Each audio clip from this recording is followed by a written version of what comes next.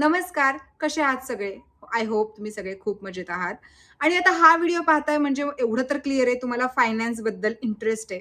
आणि फायनान्सबद्दल इंटरेस्ट आहे म्हटल्यावर स्टॉक मार्केटमध्ये तर इंटरेस्ट असणारच आहे. तुमच्यातले भरपूर जण स्टॉक मार्केटमध्ये ट्रेडिंग, इन्व्हेस्टमेंट अशा भरपूर गोष्टी करत असणार आहेत.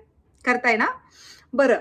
पण असं किती वेळा झालंय तुमच्यासोबत, की जेव्हा तुम्ही कधी कोणता स्टॉक निवडता किंवा एखाद्या स्टॉकमध्ये इन्व्हेस्टमेंट करता आणि तुमची ती इन्व्हेस्टमेंट चुकीची होते किंवा तुम्ही तो स्टॉक आहे ना जास्त दिवसासाठी होल्डच नाही करू शकत किंवा एखादा चुकीचा स्टॉक खूप दिवसासाठी होल्ड करता.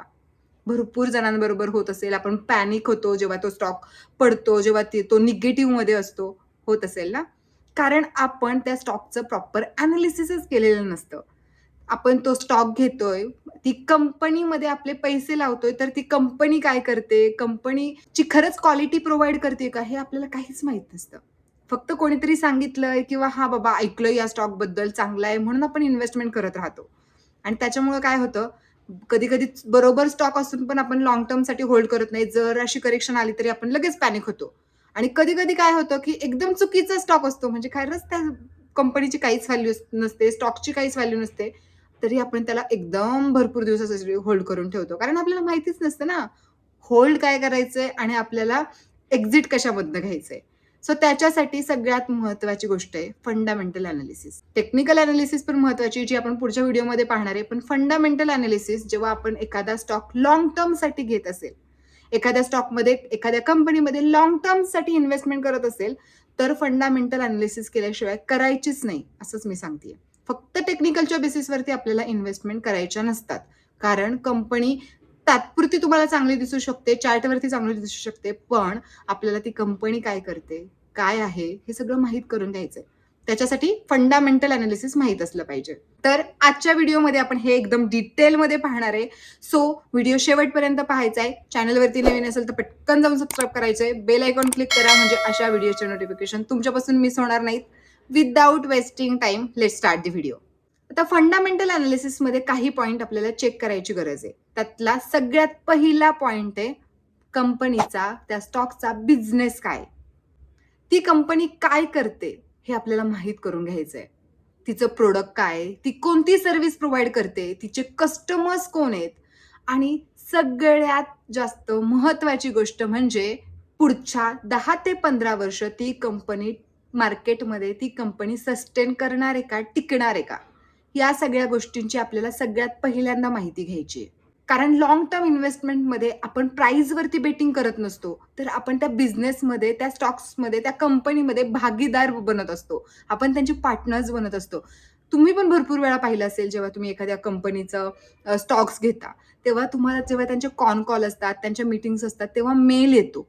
तुम्हाला येतच असेल, मेलवरती चेक करा. तुम्हाला त्याच्यात इन्व्हिटेशन येतं. कारण तुम्ही त्या कंपनीचे पार्टनर्स झालेल्यासारखे असता. तुम्ही शेअर होल्डर्स असता त्या कंपनीचे. सो त्याच्याचमुळे जर आपल्याला ती कंपनी समजत नसेल, त्या कंपनीचा बिझनेस समजत नसेल, तर अशा कंपनीमध्ये इन्व्हेस्टमेंट करणं खूप चुकीचं आहे. करायचंच नाही. जर कंपनी कळली तरच इन्व्हेस्टमेंट करायची, नाही तर सोडून द्या. दुसरा पॉइंट आहे रेव्हेन्यू आणि प्रॉफिट ग्रोथ. जी कोणती कंपनी, जो कोणता स्टॉक आपण घ्यायचा विचार करतोय, तो खरंच ग्रो होणारा आहे का? ग्रो होतोय का? की फक्त हाईप क्रिएट झालीये म्हणून तो स्टॉक पळतोय? याच्याबद्दलचं पण माहिती आपल्याला घ्यायची आहे. याच्यासाठी तुम्हाला काय चेक करायचंय, की कंपनीचा सेल, कंपनीचा रेव्हेन्यू होतोय का? प्रॉफिट कन्सिस्टंट आहे का? किंवा प्रॉफिट वाढत राहतोय का? या गोष्टी चेक करायच्या. जर का तुम्हाला असं कधी नोटीस झालं, की कंपनीचा सेल खूप होतोय, पण प्रॉफिट वाढत नाहीये. मग याच्या मागचं रिझन पण आपल्याला शोधणं गरजेचं आहे. का अशी सिच्युएशन त्या कंपनीची झाली आहे? त्यांचे सेल्स वाढतायत, पण प्रॉफिट का वाढत नाहीत? हे तुम्हाला माहीत करून घ्यायचंय. आता याच्यासाठी आयडियल सिच्युएशन आपल्याला काय लागणार आहे, की एक स्टेबल आणि कन्सिस्टंट प्रॉफिट ग्रोथ त्या कंपनीची पाहिजे. ना की अशी एकदमच पटकन ग्रोथ झाली आहे, एकदम फुल प्रॉफिट वाढलेत असं पण नाही. कारण असं अचानक वाढलेल्या गोष्टी पण जास्त दिवस टिकत नाही. त्यांना मार्केटमधनं बाहेर पडायला वेळ लागत नाही. त्याच्यामुळे एक स्टेडी, स्टेबल ग्रोथ पण कन्सिस्टंट ग्रोथ आपल्याला त्या कंपनीची पाहिजे.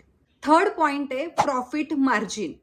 कंपनी किती इफिशियंटली प्रॉफिट कमवते हे त्याच्या प्रॉफिट मार्जिनवरनं आपल्याला दिसतं. जर का त्या कंपनीचा नेट प्रॉफिट मार्जिन जास्त असेल, तर त्या कंपनीकडे प्राइसिंग पॉवर असते, म्हणजेच ती कंपनी एक चांगली कंपनी कन्सिडर करू शकतो.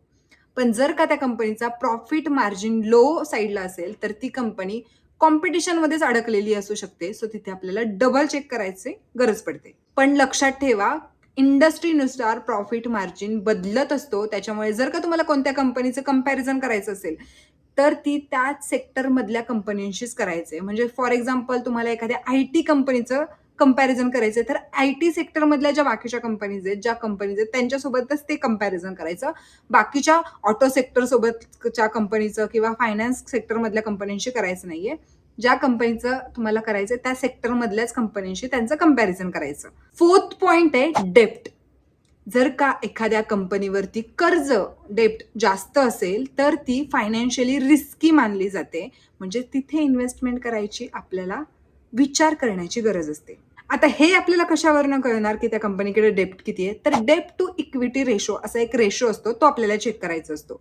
आता फंडामेंटल अनालिसिसमध्ये अजून असे भरपूर सारे रेशोज आहेत, पण डेप्ट टू इक्विटी रेशो हा आपण डेप्ट चेक करण्यासाठी, त्या कंपनीवरती कर्ज किती आहे हे चेक करण्यासाठी वापरतो. जर का तो डेप्ट टू इक्विटी रेशो 0.5च्या आसपास किंवा त्याच्यापेक्षा कमी असेल, तर ती कंपनी सेफ कंपनी मानली जाते. म्हणजेच तिच्यावरती कर्ज कमी असतं. जर का डेप्ट टू इक्विटी रेशो जास्त असेल, म्हणजेच कंपनीवरती कर्ज जास्त असेल, तर ते त्यांचा सगळा इंटरेस्टमध्येच त्यांचं पेमेंट, त्यांचा पैसा जातो. त्याच्यामुळे मग प्रॉफिटवरती खूप प्रेशर येतो. सो त्याच्यासाठी लॉंग टर्ममध्ये जर तुम्हाला इन्व्हेस्टमेंट करायची असेल, तर डेप्ट कमी असलेली, कर्ज कमी असलेली कंपनी कधी पण उत्तमच असते. ऑब्व्हियसली आपल्याला समजतं, जेवढं कंपनीवरती कर्ज कमी तेवढी कंपनी चांगली. पण बँकिंग सेक्टरमधल्या आणि फायनान्स सेक्टरमधल्या कंपनींवरती हे डेप्ट टू इक्विटी रेशो लागू होत नाही, कारण ते ऑलरेडी त्यांनी भरपूर लोन घेतलेलं असतं, त्यांचा बिझनेस असतोय. सो त्यांच्यावरती हा जो आहे डेप्ट टू इक्विटी रेशोचा क्रायटेरिया तो लागू होत नाही. 5वा पॉइंट आहे कॅश फ्लो. जर का तुम्हाला एखादी कंपनी प्रॉफिट कमवती असं दिसलं, तर त्या कंपनीकडे कॅश येतीच आहे, त्या कंपनीमध्ये कॅश येतीच आहे असं नसतं. कारण अकाउंटिंगमध्ये चेंजेस करून, बॅलन्स शीटमध्ये चेंजेस करून ते त्यांची प्रॉफिट दाखवू शकतात. कंपनी प्रॉफिट दाखवतात, पण त्याचा अर्थ असा नसतो की त्यांच्याकडे कॅश येतच असते. सो त्याच्यासाठी तुम्हाला ऑपरेटिंग कॅश फ्लो चेक करायचा आहे. जर तो पॉझिटिव्ह असेल, तर वेल अँड गुड, कंपनीकडे कॅश फ्लो चांगला आहे असं आपण समजू शकतो. कारण जर का त्या कंपनीला लॉंग टर्म मध्ये सस्टेन करायचं असेल, तर तिच्याकडे कॅश फ्लो चांगला असणं, पॉझिटिव्ह असणं गरजेचं आहे. आय होप तुम्हाला आतापर्यंत सांगितलेले 5 पॉईंट कळले असतील. फंडामेंटल अनालिसिस इथे संपत नाही, अजून भरपूर सॉरी पॉईंट आहेत, पण आजच्या व्हिडिओमध्ये आपण एवढेच कव्हर करणार आहे. सो तुम्हाला पण अभ्यासाला सोपं जाईल. हे 5 पॉईंट परत तुम्ही ऐका, त्याच्यावरती स्वतःचा डीप स्टडी करा, म्हणजे तुम्हाला गोष्टी भरपूर क्लिअर होतील. आणि जर आपण एखाद्या स्टॉकमध्ये पैसा लावतोय किंवा कुठेही पैसा लावतोय, तर सगळ्यात अगोदर आपल्या स्वतःच्या भरोश्यावर तो पैसा लावायचा आहे. अजिबात कोणीतरी सांगितलं याच्यामध्ये इन्व्हेस्ट करा, कोणतरी म्हणतंय, अजिबात असल्या मूर्खपणा करायचा नाहीये. कारण एखाद्याने सांगितलेल्या गोष्टीवर ना आपण जास्त वेळ सस्टेन राहू शकत नाही, हे तुम्ही पण नोटीस केलं असणार आहे. सो जरा स्वतःचा थोडासा अभ्यास करायचा, आपल्याला एकदम डीपमध्ये स्टडी नाही करायचे. काहीच पॉईंट असतात ते चेक करायचे. जरासं स्वतःचं डोकं लावलं की आपण चांगला स्टॉक निवडू शकतो आणि आपण त्या स्टॉकमध्ये जास्त वेळ सस्टेन पण करू शकतो, जर तो चांगला असेल. आणि आता सध्या पण आपण बघतोय मार्केट किती पडते, पण अशा कंडिशनमध्ये पण आपल्याला जर माहित असेल की तो स्टॉक चांगला आहे, तर आपण सस्टेन करू शकेल. जर का आपल्याला त्या स्टॉकवरती भरोसा नाही, कोणाच्या तरी सांगण्याने घेतलाय, आपल्याला माहित नाही ना तो व्यक्ती स्टॉक ठेवतोय त्याच्या पोर्टफोलिओमध्ये का विकतोय, आपल्याला कधी कधी माहित सांगत पण नाहीत लोक. सो आपल्या स्वतःच्या अनालिसिसने घेतलं की ते कधी पण चांगलं असतं. सो आता आपण जेवढे काही पॉईंट कव्हर केले ते परत एकदा अभ्यासा, त्याच्यावरती स्वतःचा पण परत स्टडी करा.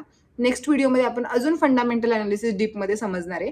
आजच्यासाठी एवढं समजूयात. टेक्निकल अनालिसिस पण आपण बघणार आहे. सो आत्ताच आपल्या चॅनलला सबस्क्राईब करून ठेवा आणि बेल आयकॉन पण क्लिक करा, कारण पुढच्या वीकमध्ये आपला परत एक व्हिडिओ येणार आहे. सो ते नोटिफिकेशन तुमच्यापासून मिस व्हायला नको.